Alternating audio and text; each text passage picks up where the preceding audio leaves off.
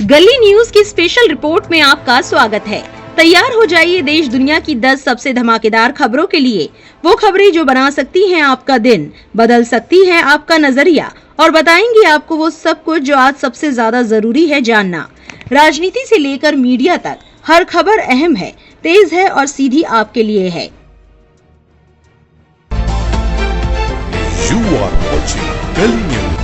खबर number 1। John Abraham की filmography में देशभक्ति और पॉलिटिकल फिल्मों की कोई कमी नहीं है। उनकी अपकमिंग फिल्म तेहरान भी इसी थीम पर बनी है। बावजूद इसके वो पॉलिटिक्स से कन्नी काटते दिख रहे हैं। उनके मुताबिक आजकल एक खास विचारधारा वाली फिल्मों की संख्या में काफी इजाफा हो गया है। छावा और द कश्मीर फाइल्स जैसी मूवी को बहुत ज्यादा लोग देख रहे हैं। इनके जरिए फिल्म मेकर्स दर्शकों को बरगलाना चाहते हैं। जॉन कहते हैं कि ये बात उन्हें बेहद डरावनी लगती है। जॉन इस वक्त अपनी अगली फिल्म तेहरान का प्रमोशन कर रहे हैं। इसी दौरान उन्होंने इंडिया टुडे से बातचीत की। पॉलिटिकल फिल्मों की बढ़ती संख्या पर अपना विचार रखते हुए उन्होंने कहा, हमें सेंसरशिप की जरूरत तो है, लेकिन जिस तरह से इसे संभाला गया है उस पर सवाल उठते हैं। हमारे साथ सेंसर बोर्ड का एक्सपीरियंस ठीक रहा है, लेकिन मैंने भी अपनी फिल्मों को जिम्मेदारी से बनाया है। मैं ना तो राइट विंग का हूँ और ना ही लेफ्ट विंग का। मैं राजनीति से दूर हूँ। जो बात मुझे सबसे ज्यादा परेशान करती है वो ये कि आजकल राइट विंग वाली फिल्में बहुत ज्यादा चलती हैं। ऐसे में एक फिल्म मेकर के रूप में खुद से सवाल करना पड़ता है कि क्या मैं सिर्फ पैसा कमाने वाली लाइन पर चलूं या वही बनाऊं जो मैं कहना चाहता हूं, और मैंने दूसरा रास्ता चुना है। ये पूछे जाने पर कि क्या वो छावा और द कश्मीर फाइल्स जैसी फिल्में बनाएंगे, इस पर जॉन ने कहा, मैंने छावा नहीं देखी है, लेकिन मुझे पता है कि लोगों को वो फिल्म बहुत पसंद आई है और द कश्मीर फाइल्स भी। लेकिन जब कोई फिल्म इस मकसद से बनाई जाती है कि वो लोगों की सोच को एक हाइपर पॉलिटिकल माहौल में बदल सके और फिर ऐसी फिल्मों को बड़ी संख्या में दर्शक मिलते हैं, तो ये बात मुझे डरावनी लगती है। जहाँ तक आपके सवाल का जवाब है, नहीं, मुझे कभी ऐसा करने का मन नहीं हुआ, ना ही मैं कभी इस तरह की फिल्म बनाऊंगा। हालांकि जॉन ने सेफ खेलते हुए ये कहा कि उन्होंने छावा और द कश्मीर फाइल्स देखी नहीं है और वे बहुत पॉपुलर रहीं, लेकिन असल में वे राइट विंग की जिन फिल्मों की आलोचना कर रहे थे और उन्हें डरावना बता रहे थे, उस पैमाने में हाल में आई छावा और द कश्मीर फाइल्स जैसी फिल्में ही फिट बैठती हैं। खबर नंबर 2। सुप्रीम कोर्ट ने 11 अगस्त को दिल्ली एनसीआर के सभी आवारा कुत्तों को पकड़ने का आदेश दिया था। इस फैसले को चुनौती देते हुए शीर्ष अदालत में याचिकाएं दायर की गई थी। 14 अगस्त को इन याचिकाओं पर सुप्रीम कोर्ट ने अपना फैसला सुरक्षित रख लिया है। जस्टिस विक्रम नाथ, जस्टिस संदीप मेहता और जस्टिस एनवी अंजारिया की बेंच ने नगर निगम अधिकारियों को जारी निर्देश पर फिलहाल रोक नहीं लगाई है। बार एंड बेंच की रिपोर्ट के मुताबिक जस्टिस नाथ ने दोनों पक्षों की दलीलों को सुनने के बाद कहा, संसद नियम और कानून बनाती है, लेकिन उन्हें लागू नहीं करती। एक तरफ इंसान पीड़ित है और दूसरी तरफ पशु प्रेमी है। कुछ जिम्मेदारी लीजिए। जिन लोगों ने भी हस्तक्षेप किया है उन्हें हलफनामा दायर करना होगा और सबूत पेश करने होंगे। केंद्र सरकार की ओर से सॉलिसिटर जनरल तुषार मेहता ने तर्क दिया, लोकतंत्र में कुछ लोग मुखर होते हैं और कुछ लोग चुपचाप सहते रहते हैं। हमने ऐसे वीडियो देखे हैं जिनमें लोग चिकन और अंडे वगैरह खाते हैं और फिर खुद को एनिमल लवर बताते हैं। ये एक ऐसा मुद्दा है जिसका समाधान किया जाना चाहिए। बच्चे मर रहे हैं। नसबंदी से रेबिज नहीं रुकता, भले ही टीकाकरण हो जाए। WHO के आंकड़े बताते हैं कि हर साल 305 मौतें होती है। ज्यादातर बच्चे 15 साल से कम उम्र के हैं। कोई भी जानवरों से नफरत नहीं करता। कुत्तों को मारने की जरूरत नहीं है, उन्हें अलग करना जरूरी है। माता पिता बच्चों को खेलने के लिए बाहर नहीं भेज सकते। छोटी बच्चियों के अंग भंग कर दिए जाते हैं। प्रोजेक्ट काइंडनेस नामक एक गैर सरकारी संगठन की ओर से वरिष्ठ अधिवक्ता कपिल सिब्बल पेश हुए। उन्होंने 11 अगस्त के आदेश पर रोक लगाने की मांग करते हुए तर्क दिया, मैंने पहली बार सॉलिसिटर जनरल को ये कहते हुए सुना है कि कानून तो है, लेकिन उनका पालन जरूरी नहीं है। सवाल ये है कि इसका पालन कौन करेगा। सवाल ये है कि क्या नगर निगम ने शेल्टर होम बनाए हैं? क्या कुत्तों की नसबंदी की गई है? पैसे की हेराफेरी की गई है? कोई शेल्टर होम नहीं है। ऐसे आदेश स्वतः संज्ञान से दिए जाते हैं, कोई नोटिस नहीं। कुत्तों को उठा लिया जाता है। आप कहते हैं कि एक बार नसबंदी हो जाए तो उन्हें छोड़ो मत। इस पर बहस करने की जरूरत है। बेंच ने आवारा कुत्तों को पकड़ने के आदेश पर अंतरिम रोक की मांग पर अपना आदेश सुरक्षित रख लिया। खबर नंबर 3। विजय राज की murder mystery film Udaipur files 8 अगस्त को थिएटर्स में रिलीज की गई। बड़े पर्दे पर आने से पहले फिल्म पर काफी विवाद मचा हुआ था, जिसकी वजह से फिल्म की रिलीज डेट लंबे समय से अटकी हुई थी। कोर्ट से ग्रीन सिग्नल मिलने के बाद ही उदयपुर फाइल्स को रिलीज किया गया। हालांकि रिलीज होते ही फिल्म फ्लॉप हो गई है। एनडीटीवी की माने तो उदयपुर फाइल्स को भारत में 4500 सिनेमाघरों में रिलीज किया गया। इसके बावजूद फिल्म को थिएटर्स में दर्शक तक नहीं मिल रहे हैं। फिल्म को रिलीज हुए कुछ दिन हो गए हैं और हर रोज इसका कलेक्शन चंद लाख में सिमट रहा है। सेक्निल की रिपोर्ट के मुताबिक उदयपुर फाइल्स ने 3 दिन में भारतीय बॉक्स ऑफिस पर कुल 1 करोड़ 16 लाख रुपए का कलेक्शन किया है। वहीं world wide film 1 crore 29 lakh रुपए में सिमट कर रह गई है। खबर नंबर 4, आधार या वोटर आईडी कार्ड नहीं तो किन दस्तावेजों से साबित होगी आपकी भारतीय नागरिकता।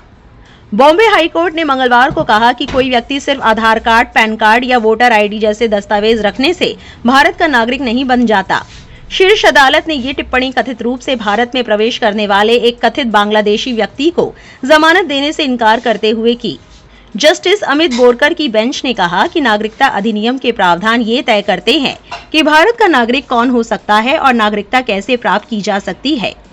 अदालत ने कथित तौर पर बांग्लादेशी नागरिक बाबू अब्दुल रूफ सरदार को जमानत देने से इनकार कर दिया, जो बिना वैध पासपोर्ट या यात्रा दस्तावेजों के अवैध रूप से भारत में घुस आया था। उसने कथित तौर पर आधार कार्ड, पैन कार्ड, मतदाता पहचान पत्र और भारतीय पासपोर्ट जैसे जाली भारतीय दस्तावेज हासिल किए थे। न्यायमूर्ति बोरकर के अनुसार संसद ने 1955 में नागरिकता अधिनियम पारित किया था, जिससे नागरिकता लेने के लिए एक स्थायी और पूरा सिस्टम बनाया गया है। यह राज्य सरकार देती है। इसे कोर्ट, जिला मजिस्ट्रेट या कभी कभी गृह मंत्रालय भी जारी कर सकता है। भारत में ये सर्टिफिकेट केवल कुछ विशेष और खास वजहों से दिया जाता है। राष्ट्रीयता प्रमाण पत्र तब चाहिए होता है जब किसी व्यक्ति को अपनी भारतीय नागरिकता साबित करनी होती है, जैसे कि सरकार की नौकरी पाने के लिए, किसी शिक्षा संस्थान में खास कोटा के तहत दाखिले के लिए या कोई कानूनी काम होने पर। अगर पासपोर्ट या न्यूट्रलाइजेशन सर्टिफिकेट जैसा कोई दूसरा प्रमाण नहीं है, तब ये जरूरी होता है। उस व्यक्ति को भी ये चाहिए जो भारत में जन्मा हो लेकिन उसके माता पिता विदेशी हो। सर्टिफिकेट के लिए आवेदन करते समय कुछ जरूरी कागज जमा करने होते हैं, जैसे जन्म प्रमाण पत्र, माता पिता की नागरिकता के प्रमाण, स्कूल प्रमाण पत्र और निवास का प्रमाण। हाईकोर्ट ने कहा है कि सिर्फ आधार कार्ड, पैन कार्ड या वोटर आईडी होने से कोई व्यक्ति भारत का नागरिक नहीं माना जा सकता, क्योंकि ये दस्तावेज केवल पहचान या सुविधाएं पाने के लिए होते हैं और नागरिकता के लिए जरूरी कानूनी शर्तों को पूरा नहीं करते। खबर नंबर 5, मोहन भागवत ने देश में शिक्षा और इलाज की मौजूदा स्थिति पर चिंता जाहिर की है। राष्ट्रीय स्वयंसेवक संघ प्रमुख का कहना है कि शिक्षा और इलाज के दोनों ही आम लोगों की पहुंच से बाहर हो गए हैं। संघ प्रमुख मोहन भागवत एक कैंसर केयर सेंटर के उद्घाटन के मौके पर कहते हैं कि शिक्षा और स्वास्थ्य सेवा की जरूरत हर कोई महसूस करता है, लेकिन दोनों ही आम आदमी की आर्थिक क्षमता से बाहर हैं। मोहन भागवत ने माना है कि ऐसा इसलिए हो रहा है क्योंकि चिकित्सा और शिक्षा दोनों का देश में प्राइवेटाइजेशन हो गया है। ये ठीक है कि संघ प्रमुख ने ये बात एक कार्यक्रम में कही है, जो कैंसर के इलाज से जुड़े केयर सेंटर के उद्घाटन के मौके पर हुआ है, लेकिन समझने वाली बात है कि संघ की तरफ से ऐसी बातें यूं ही नहीं की जाती। संघ प्रमुख की तरफ से जो भी कहा जाता है उसका खास राजनीतिक मतलब होता है। मोहन भागवत ने जो मुद्दा उठाया है, लोग उससे बेहद परेशान हैं, लेकिन समस्या का समाधान भी कुछ है क्या? संघ प्रमुख मोहन भागवत ने बताया कि हाल ही में उन्होंने एक रिपोर्ट पढ़ी थी, जिसमें बताया गया है कि भारत की शिक्षा व्यवस्था अब $1 ट्रिलियन का बिजनेस बन चुकी है, और कहा कि जब कोई क्षेत्र इतना बड़ा कारोबार बन जाता तो वो अपने आप आम आदमी की पहुंच से बाहर हो जाता है। मोहन भागवत का कहना है, स्वास्थ्य और शिक्षा आज के समय में 2 ऐसे विषय हैं जो समाज में बहुत ही बड़ी आवश्यकता बन गए हैं। ज्ञान प्राप्त करना है तो उसका साधन तो शरीर ही है। स्वस्थ शरीर सब कुछ कर सकता है, अस्वस्थ शरीर कुछ भी नहीं कर सकता है। इसलिए स्वास्थ्य भी बहुत ही जरूरी है। आम लोगों के प्रति चिंता जाहिर करते हुए मोहन भागवत ने कहा, आदमी इसके लिए अपना घर बेच देगा लेकिन अच्छी शिक्षा में अपने लड़कों को भेजेगा, अपना घर बेच देगा लेकिन अच्छी जगह अपने इलाज का प्रबंध करेगा। दुर्भाग्य से ये दोनों आज सामान्य व्यक्ति की पहुंच से बाहर है, उसके आर्थिक सामर्थ्य के बाहर है। मुश्किल ये है, मोहन भागवत कहते हैं, उन्नत स्वास्थ्य सेवाएं केवल 8 से 10 भारतीय शहरों में ही उपलब्ध हैं। कहते हैं, अच्छी चिकित्सा पाने के लिए कहाँ जाना है? शहरों में जाना है।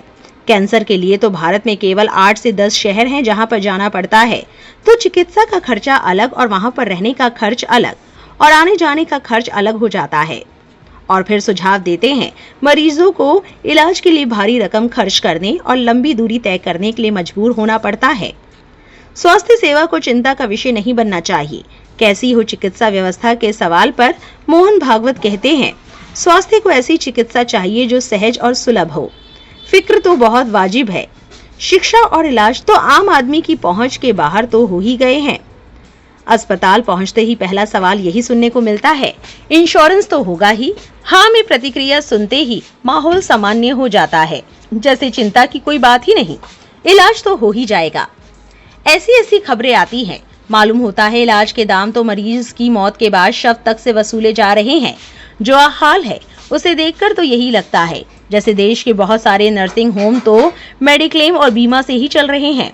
सवाल ये है कि शिक्षा और इलाज दोनों के ही महंगे होने की वजह तो जरूरत के हिसाब से सुविधाओं का नहीं होना ही है, और अगर सुविधाएं हैं भी तो सबको उपलब्ध नहीं है। सरकारी स्कूल और सरकारी अस्पताल भी हैं, लेकिन लंबी लाइन है। नतीजा ये होता है कि इंतजाम अच्छे नहीं रह जाते। जो खर्च वहन कर सकता है वो निजी सुविधाओं का रुख कर लेता है, लेकिन जिसके पास गिरवी रखने या बेचने के लिए घर और जमीन भी नहीं है वो कहाँ जाए। बड़ा सवाल ये है, क्या सरकार कुछ करने वाली है? और अगर ये सब नहीं है तो ऐसी चिंता का बहुत मतलब भी रह जाता है। आपकी क्या राय है, कमेंट में जरूर लिखें। खबर नंबर 6। कांग्रेस नेता प्रियंका गांधी वाड्रा ने मंगलवार को कहा कि अल जजीरा के 5 पत्रकारों की निर्मम हत्या फिलिस्तीनी सरजमी पर की गई एक और घृणित अपराध है। उन्होंने कहा कि सच्चाई के लिए खड़े होने का असीम साहस इजराइल की हिंसा और नफरत से कभी नहीं तोड़ा जा सकता। प्रियंका गांधी ने एक्स पर एक पोस्ट में कहा, अल जजीरा के 5 पत्रकारों की निर्मम हत्या फलस्तीनी सरजमी पर की गई एक और जघन्य अपराध है। कांग्रेस महासचिव ने कहा, सच्चाई के लिए खड़े होने का असीम साहस इजरायली हिंसा और नफरत से कभी नहीं टूटेगा। उन्होंने कहा, ऐसी दुनिया में जहां मीडिया का बड़ा हिस्सा सत्ता और व्यापार का गुलाम बन चुका है, इन बहादुर लोगों ने हमें सच्ची पत्रकारिता का मतलब याद दिलाया। उनकी आत्मा को शांति मिले। प्रियंका गांधी ने गाजा में इजराइल की कार्रवाई को जनसंहार बताया और कहा कि इजरायली राज्य ने 60,000 से ज्यादा लोगों की हत्या की है, जिनमें 18,430 बच्चे शामिल हैं। उन्होंने केंद्र सरकार के इस मुद्दे पर चुप्पी को शर्मनाक बताया। प्रियंका गांधी के बयान पर इजरायली राजदूत ने कहा, शर्मनाक आपकी धोखेबाजी है। इजराइल ने 25,000 हमास आतंकवादियों को मारा। हमास आतंकी नागरिकों के पीछे छुपते हैं, लोगों को निकालने या मदद देने वालों पर गोली चलाते हैं और रॉकेट फायर करते हैं। उन्होंने कहा कि इजराइल ने गाजा में 2 मिलियन टन खाद्य सामग्री पहुंचाई, जबकि हमास उसे छुपाने की कोशिश करता है, जिससे भूख बढ़ रही है। राजदूत ने गाजा की जनसंख्या पर कहा कि पिछले 50 वर्षों में ये 450% बढ़ी है, इसलिए वहां कोई जनसंहार नहीं हुआ। उन्होंने अंतर्राष्ट्रीय समुदाय से कहा कि वे हमास द्वारा बताए गए आंकड़ों पर भरोसा न करें। कांग्रेस नेता जयराम रमेश ने एक्स पर लिखा, भारतीय राष्ट्रीय कांग्रेस उस भाषा की निंदा करती है जो इजराइल के राजदूत ने प्रियंका गांधी के गाजा में हो रहे नरसंहार पर दुख व्यक्त करने के जवाब में इस्तेमाल की। मोदी सरकार ने पिछले 18-20 महीनों से इजराइल के कुकर्मों पर बोलने में चरम नैतिक कायरता दिखाई है। हम इसे पूरी तरह अस्वीकार्य मानते हैं। खबर नंबर 7। इरफान पठान पिछले कुछ सालों से कमेंट्री में एक बड़ा नाम बन चुके हैं। यही कारण है कि जब आईपीएल 2025 के कमेंट्री पैनल से उन्हें हटाया गया तो सभी को बहुत हैरानी हुई।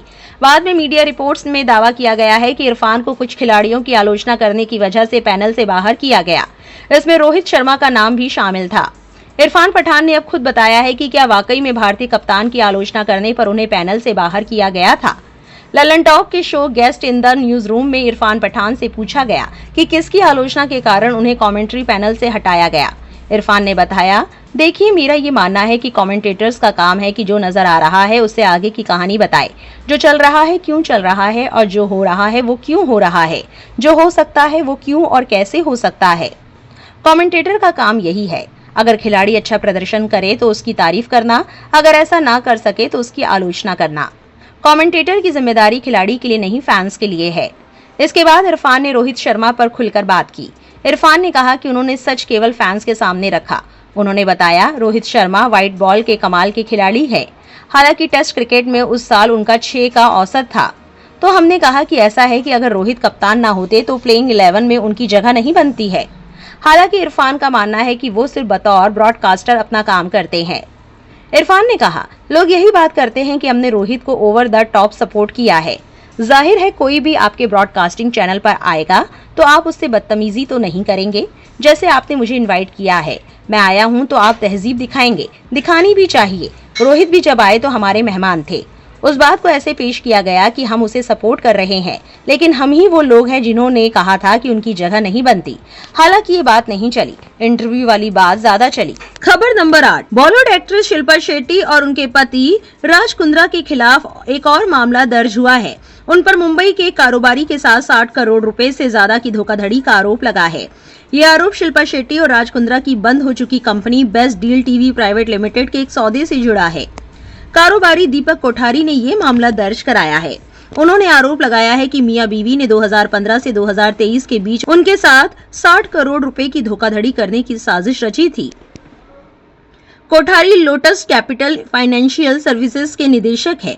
उन्होंने कहा है कि राजेश आर्य नाम के एक व्यक्ति ने उन्हें इस दंपति से मिलवाया। दोनों उस समय होम शॉपिंग और online retail platform best deal TV private limited के निदेशक थे। उस समय उनके पास कंपनी के 87.6% शेयर थे। कोठारी ने दावा किया कि शिल्पा शेट्टी और राज कुंद्रा ने शुरुआत में 12% ब्याज पर 75 करोड़ रुपए का ऋण मांगा था। बाद में ज्यादा टैक्स से बचने के लिए उन्हें इस धनराशि को इन्वेस्ट करने के लिए राजी किया गया। साथ ही आश्वासन दिया गया कि उनको मासिक रिटर्न और मूलधन वापस किया जाएगा। शिल्पा शेट्टी ने सितंबर 2016 में बेस्ट डील टीवी के निदेशक पद से इस्तीफा दे दिया था। इसके अगले साल एक दूसरी डील में गड़बड़ी के कारण कंपनी के खिलाफ दिवालियापन की कार्रवाई शुरू की गई। कोठारी ने आरोप लगाया कि राजेश आर्य के माध्यम से उन्होंने अपना पैसा वापस पाने का प्रयास किया, लेकिन सफलता नहीं मिली। अंत में उन्होंने शिकायत दर्ज कराई। उनका मानना है कि अभिनेत्री और उनके पति ने बेईमानी से उनके धन का उपयोग निजी लाभ के लिए किया और उनके साथ धोखाधड़ी की। मामले की जांच आर्थिक अपराध शाखा को सौंप दी गई है, क्योंकि ये 10 करोड़ रुपए से ज्यादा का मामला है। खबर नंबर 9, महाराष्ट्र के जलगांव जिले के गांव में कुछ लोगों ने 21 साल के एक युवक का अपहरण किया और फिर उसे पीट कर मार डाला। उसके परिवार के सदस्यों ने उसे बचाने की कोशिश की तो उन पर भी हमला किया गया। पुलिस का कहना है कि युवक दूसरे समुदाय की 17 साल की एक लड़की का करीबी था। मामले में 8 लोगों की गिरफ्तारी हुई है। इंडियन एक्सप्रेस की रिपोर्ट के मुताबिक घटना 11 अगस्त की है। पुलिस ने 13 अगस्त को मामले की जानकारी देते हुए कहा कि मृतक का नाम सुलेमान रहीम खान है। घटना वाली सुबह वो पुलिस भर्ती के लिए ऑनलाइन फॉर्म भरने के लिए अपने गांव छोटा बेटावत से निकला था। वो अपने घर से 15 किलोमीटर दूर जामनेर के लिए निकला। एक पुलिस अधिकारी ने बताया कि दोपहर करीब 3:30 बजे वो एक लड़की के साथ एक कैफे में बैठा था। तभी 8-10 लोग वहां पहुंचे और उसका मोबाइल फोन छीनकर उसको चेक करने लगे। फोन में एक तस्वीर देखकर उन्होंने उसके साथ मारपीट शुरू कर दी और उसे कैफे से घसीटकर बाहर ले गए। अधिकारी ने बताया कि युवक को उसके गांव ले जाया गया, जहां उसकी परेड कराई गई और बार बार उस पर हमला किया गया। उसे कई जगहों पर घुमाया गया। अंत में उसके घर के पास उसे डंडे से मारा गया। अधिकारी ने कहा, जब युवक के माता पिता और बहन ने उसे बचाने की कोशिश की तो लोगों ने उन पर भी हमला किया। पिटाई की वजह से युवक बेहोश हो गया। अधिकारी ने बताया, आरोपी उसे मरा हुआ समझकर उसके घर के बाहर छोड़ गए। गांव के लोग उसे अस्पताल ले गए, जहां उसे मृत घोषित कर दिया गया। पोस्टमार्टम और पंचनामा की कार्यवाही के बाद शव परिवार को सौंप दिया गया। अब तक गिरफ्तार किए गए 8 लोगों में से 4 को 12 अगस्त को गिरफ्तार कर लिया गया और 18 अगस्त तक पुलिस हिरासत में भेज दिया गया। पुलिस ने उनकी पहचान अभिषेक राजकुमार राजपूत, घनश्याम उर्फ सूरज बिहारी लाल शर्मा, दीपक बाजीराव और रंजत उर्फ रंजीत रामकृष्ण मटाडे के रूप में की गई है। गिरफ्तारियों की पुष्टि करते हुए जामनेर पुलिस निरीक्षक मुरलीधर कासर ने कहा कि आदित्य देवड़े, कृष्णा शेजवाल और ऋषिकेश को 13 अगस्त को जलगांव के विभिन्न हिस्सों से गिरफ्तार किया गया। इन सभी की उम्र 20 साल के आसपास है। उन्हें 14 अगस्त को अदालत में पेश किया जाने की बात सामने आई थी। खबर नंबर 10, मुस्लिम समुदाय ने निकाली तिरंगा यात्रा। मस्जिद के इमाम के साथ लोगों ने किया देशभक्ति का पैगाम। स्वतंत्रता दिवस के अवसर पर मध्य प्रदेश में मुस्लिम समुदाय ने तिरंगा यात्रा निकालकर देशवासियों में हुब्बुल वतनी का पैगाम दिया। इस यात्रा में मुस्लिम समुदाय के लोग और उलेमा तिरंगा लेकर शामिल हुए। ये यात्रा मध्य प्रदेश के छिंदवाड़ा में देश की 79वां स्वतंत्रता दिवस के मद्देनजर रखा गया था। दरअसल मध्य प्रदेश के छिंदवाड़ा शहर में अंजुमन इस्लामुद्दीन कमेटी की तरफ से स्वतंत्रता दिवस के मद्देनजर एक भव्य तिरंगा यात्रा का आयोजन किया। इस यात्रा ने पूरे शहर में जोश और देशभक्ति की लहर दौड़ा दी। अंजुमन इस्लामुद्दीन कमेटी के सदस्यों, मस्जिद के पेश इमामों और बड़ी संख्या में आम लोग इस यात्रा में शामिल हुए। इस यात्रा के दौरान हर घर तिरंगा अभियान के तहत मुस्लिम समाज से अपने घरों, दुकानों और गलियों में तिरंगा फहराने की अपील की गई। मीडिया रिपोर्ट के मुताबिक यात्रा में अंजुमन इंग्लिश मीडियम स्कूल के बच्चों का जोश देखने को मिला। इस यात्रा के दौरान देशभक्ति के नारों से गलियां गूंज उठी और पूरा माहौल देशभक्ति के रंगों से रंग गया। गौरतलब है कि देश भर में स्वतंत्रता दिवस के मद्देनजर तिरंगा यात्रा निकाली जा रही है। इस यात्रा में भारी तादाद में शामिल होकर लोग स्वतंत्रता दिवस की खुशियां मनाते हैं, अपनी देशभक्ति को व्यक्त करते हैं। मुस्लिम समाज भी इस तरह की यात्राएं निकालकर देश में भाईचारे और देशवासी के रूप में एक होने का सबूत देते हैं। भारत की यही खूबसूरती है कि तमाम विविधता के बाद भी हम एक संविधान और तिरंगे के नीचे सभी इकट्ठा हो जाते हैं। यही भारत की एकता और मजबूती का प्रतीक है। भारत की स्वतंत्रता से मुस्लिम समुदाय और खासकर उलेमा का खास लगाव है। स्वतंत्रता संग्राम में भारत के मजहबी तबके और उलेमा ने बढ़ चढ़कर हिस्सा लिया था। इस दौरान भारी तादाद में मुस्लिम उलेमा को अपनी जान गंवानी पड़ी थी। और ये थी इस रिपोर्ट की कुछ अहम खबरें। आपकी इन तमाम खबरों को लेकर क्या राय है, कमेंट में जरूर लिखें और ऐसी और खबरों के लिए गली न्यूज से जुड़े रहें।